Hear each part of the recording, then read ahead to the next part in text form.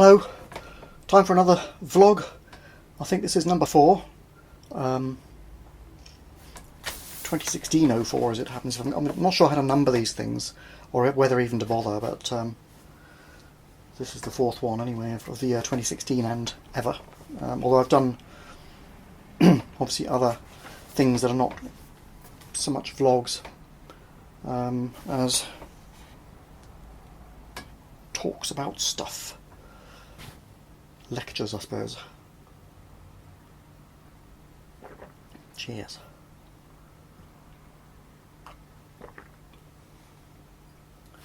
Today I want to talk about a few things, really. Just for no particular reason, but they've been on my mind for I don't know why, because they're in the news, I suppose.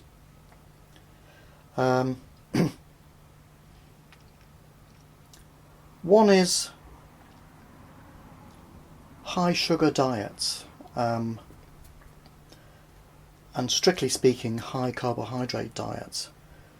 The high carb diet is normal in our culture, and I've noticed that even when doctors go and prescribe low carbohydrate diets to people, that's actually still something like 250 grams of carbohydrates a day, which is a lot. It's far more than a Stone Age person would have had, typically, as we understand their diet. So obviously our bodies are not adapted to it. But it's promoted really, really heavily by the food industry and by their shills in the government, because it's profitable. Sweet foods are addictive, salty foods are addictive, and obviously these companies, they're in competition with each other. They can't go making food which is healthier than their competitors, because they will lose money, because we, the stupid public, keep buying this crap and eating it. It's really, really hard to find a healthy snack out in the shops. The drinks are full of added sugar, or they have too much fruit juice in them, so your body can't metabolize it safely. They're full of high fructose glucose syrup, or just fructose as they call it. Supposedly healthy because it's a fruit sugar, but actually not, because your body converts it into all sorts of difficult substances on the way to metabolizing it, like acetaldehyde and other poisons, which your liver has to deal with. It's fine when you eat it with fruit, actual fruit, because the fruit comes with thousands of other chemicals and enzymes and stuff, which presumably help your body to digest it safely. But when you take it neat, there's none of that. Your body can still metabolize it, but with damage. And of course some people go to extremes. There was a story this week of a woman who was drinking 20 to 25 cans of Red Bull energy drink per day, and no, she suffered liver failure after about 5 years of this. Honestly. Yes, you can get addicted to anything, so there you go. Watch out for it. But doctors have been recommending high carb diets for years. You look at the food pyramid, and all these carbohydrates, bread and rice and pasta, are there in large quantities. And of course the government advisory panels are stacked full of industry representatives. These so-called consumer panels, they have industry representatives on them. So they're biased, and it's actually just stupid to listen to what they say. You have to think for yourself, I'm afraid. And actually, if you check the science out on Medline or whatever it's called, you do find there are some studies which are good. There are lots and lots of terrible, terrible studies, badly done. Oh, there was one. What was it now? I read where they studied whether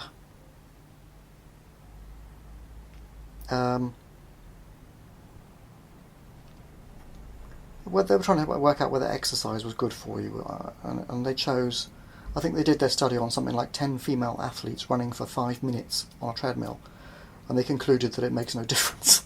Okay, this is the sort of corrupt science that we have to deal with these days. When you look at so many studies which are funded by, say, the food industry or other interested parties, of course they produce corrupt results. And to my mind, there should be something like the General Medical Council in Britain, where if a doctor misbehaves, he can be struck off the register and banned from trading as a doctor, as it were. There should be something similar for scientists, I think, because 80% of the science that is done, especially in food and health, is total rubbish. And they admit themselves they can't even, something like over 45% of scientists are unable to reproduce even their own results when they try and redo their experiments. This is bad science. Science is all about being able to reproduce the results. So you do your experiment, and then somebody else does the experiment as well, and they should get similar results to you. If they don't, something is wrong. And your theory is not being supported, whatever it is, or your conjecture or hypothesis. So instead, a lot of these results are actually just quoted as if they are true. They're quoted in the press, they're even quoted in the scientific press. It's terrible. And we are moving into a society which is becoming a meritocracy of sorts, or an expertocracy. We're expected to just listen to experts and go by what they say. Experts in economics who can't tell us whether leaving the EU or staying in it is best, or anything else really with any certainty. Experts on health and nutrition who've been telling us demonstrable nonsense for 50 years or so. And I've been writing about this for a long time. Actually, on my website I've got my sort of diet and exercise page in there somewhere. Something which I managed to keep to about 60 to 80% of the time, but not all the time because I'm human. But one of the reasons I'm as least unhealthy as I am is due to mostly abiding by a low carbohydrate diet. The thing is, you can eat what you like as long as it's mostly plant matter and not the grasses like wheat and pasta, rice, that sort of thing. But other plants and vegetables, you can eat meat and whatnot as well. It's fine. We all know that we should be mostly eating plants, right? Not entirely. Perhaps some people go all the way and are total vegetarians. I'm not. I could never survive as a vegetarian. I wouldn't want to, because I just like the other food too much, I'm afraid. But I do try to eat lots of salad and things of that sort with my meat and vegetables. But you do need to cut down on the potato, rice, pasta, and bread if you want to be fairly healthy. And you need to boost the leaves and the fruit, actual fruit, as opposed to juice or processed fruit. And I think we all know that, really. And dairy food is fine, milk and eggs, good for you. And I am not a nutrition expert, but I have kept myself fairly healthy, like this. I'm diabetic type 2, and I don't have to take insulin. I haven't had to take insulin ever, because I read the literature and determined that the advice I was being given, even by the NHS, was wrong, and I ignored them. Their advice is slowly improving over the years. It's very slow, very reluctant, and very grudging. In the early days they gave me leaflets which told me to order more rice if I eat out in meals. It's... I don't know. Words fail me, but basically don't listen to experts in any field. Think for yourself. If you have difficulty thinking for yourself, then you have to pay attention to what the experts say, but try and figure out what their angle is, what they are promoting and why, and because they jump on bandwagons again and again and again and again. And bandwagons are just fashion, they are not the truth, they're being promoted by somebody. Simply put, experts are not to be trusted because, in short, they have their own interests, and their interests are not your interests. Only you know what's best for you, and only you can decide.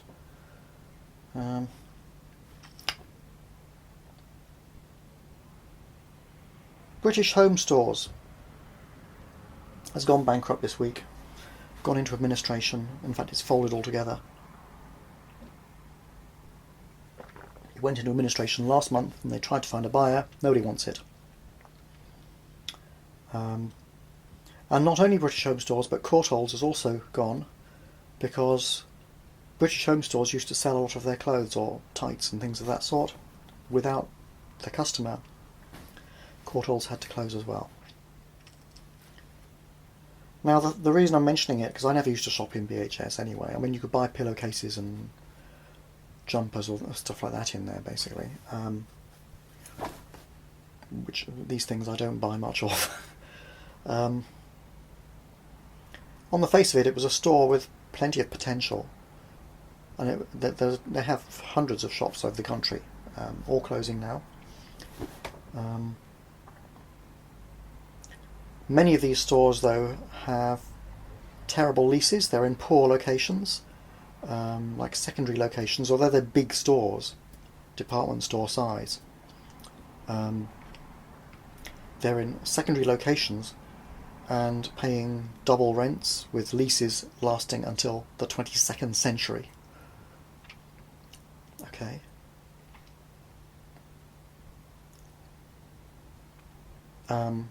This place has been badly run for a long time. Philip Green bought it around about 2000 for, I think, £200 million. He integrated it into his group, which has Topshop and other brands like that under its roof. But he couldn't make a go of it, although he did manage to pay his wife a £1.2 billion dividend in, I think, 2005 or 2006. She lives in Monaco. Where else?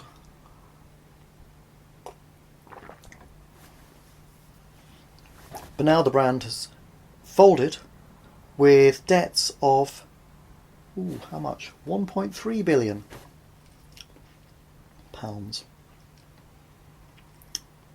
Wonder where that money went. Including £571 hole in their pension fund, so their staff will not get their pensions unless the government, or we the taxpayer, stump up from the government's emergency pensions fund to cover it. Recently launched, and hey look, it's been called on immediately.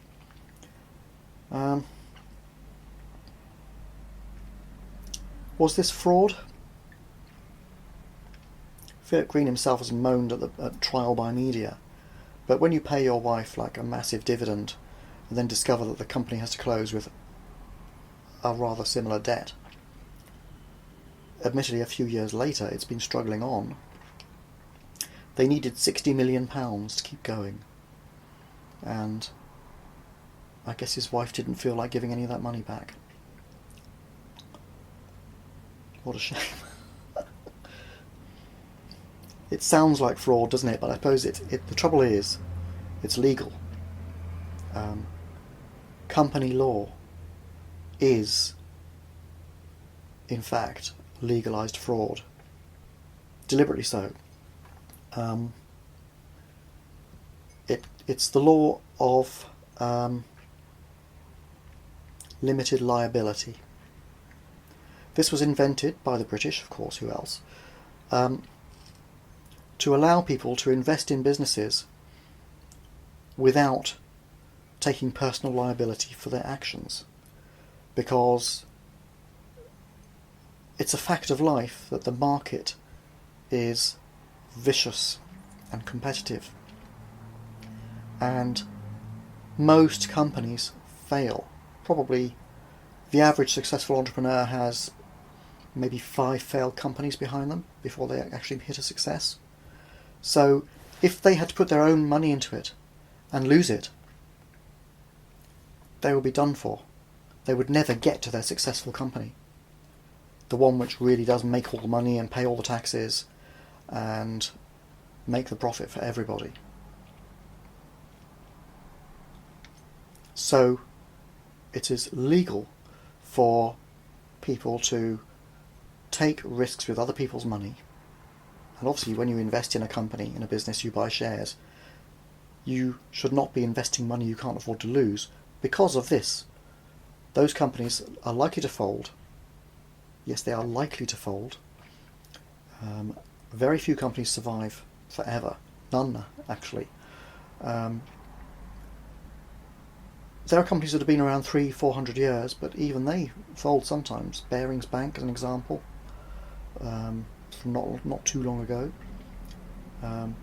because a certain employee gambled their fortune away after hundreds of years. Anything can happen.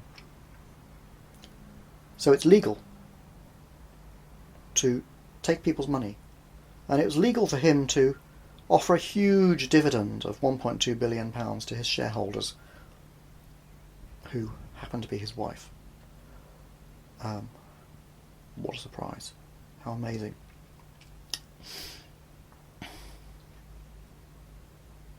And then fold the company a few years later for basically the same amount of money.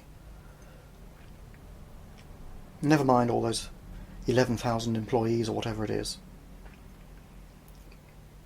To hell with them.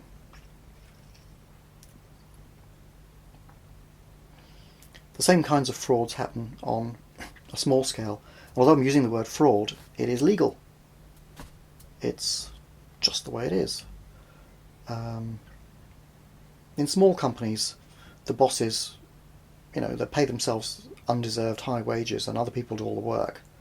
A lot of these bosses are grossly incompetent. They run their company into the ground and it folds, but they've got their money, they've been paid. And they go and invest in some other business and do the same. You have creative people making them grow, and you have corrupt people just saying, oh, well, I don't know what to do, let's pay myself a wage and get out of here. And that's the way it goes.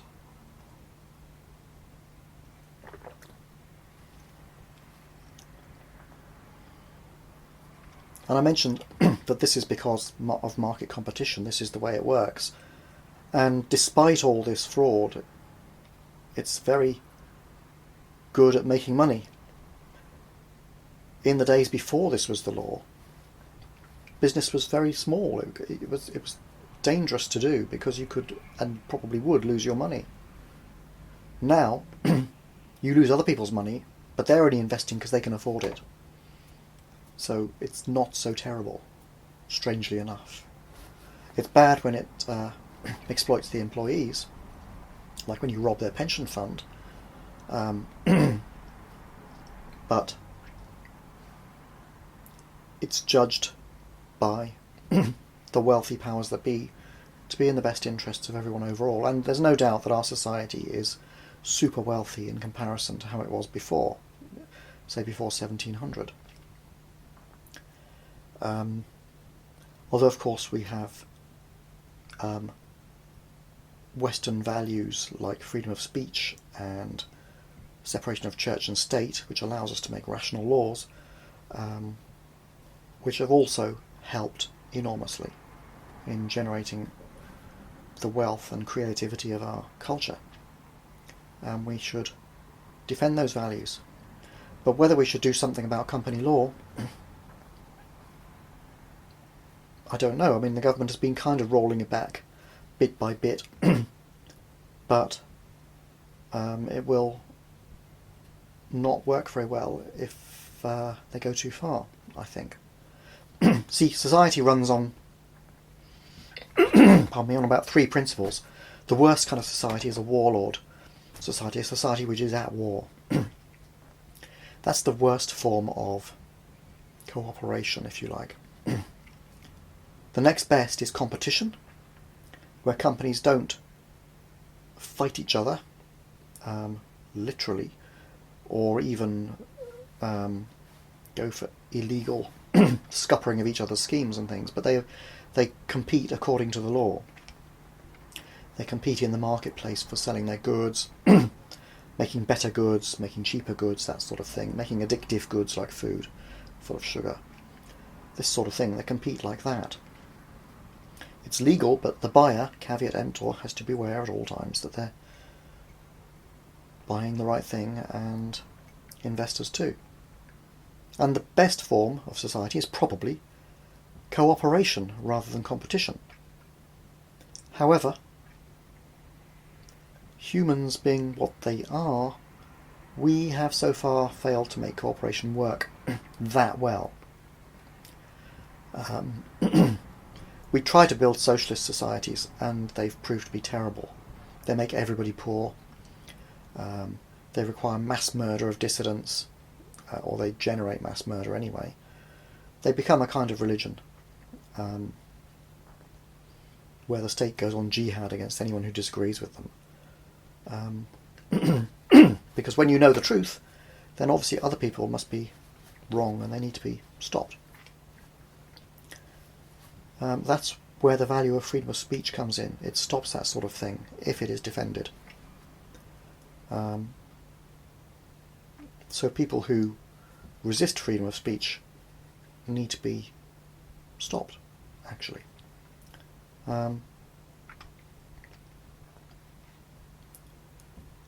So we can't cooperate very well. We do cooperate much better than other species, which is why we've managed to build a society like this. But we don't cooperate well enough to be making money just for the sake of cooperating and for other people. We need to leverage our greed through competition, it seems. Well, at least we're turning it to a good use. But some people just take it too far. And this competition angle reaches right through society from top to bottom. So we promote successful people all the time. You know, Richard Branson is a great guy, you know, because he's being successful. Philip Green, maybe not such a great guy, but he certainly knows how to make money for himself or his wife.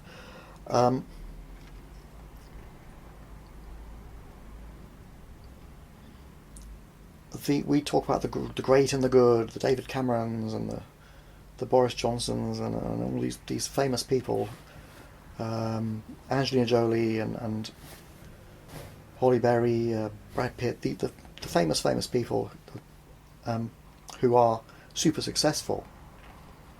But I think it's really important to remember that most people are actually failures, okay, in those terms. The vast majority of people don't realise most of their ambitions. Their personal lives are a mess. They survive, but they don't manage to get rich, they don't manage to, in many cases, get a house or any of the things they want, actually, or just a few of them they might manage. They can't get a decent career. They might go to university, end up with £75,000 worth of student debt, and all they can do is get a job in a shop. What was the point? We fail, and we fail, but we carry on with our lives. We're still alive until we die. And in a way, not accepting that will be another failure.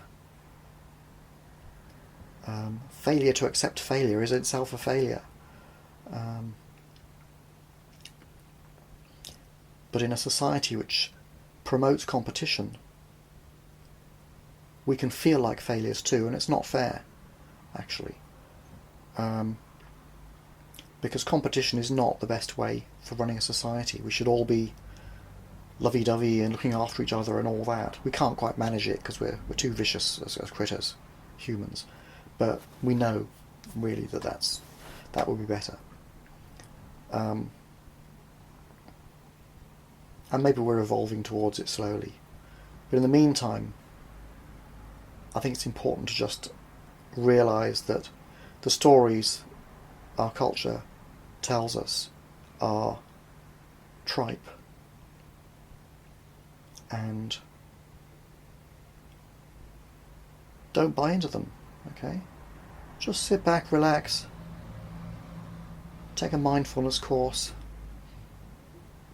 and just enjoy being who and what you are, and look at all this craziness going on around you with amusement and skepticism.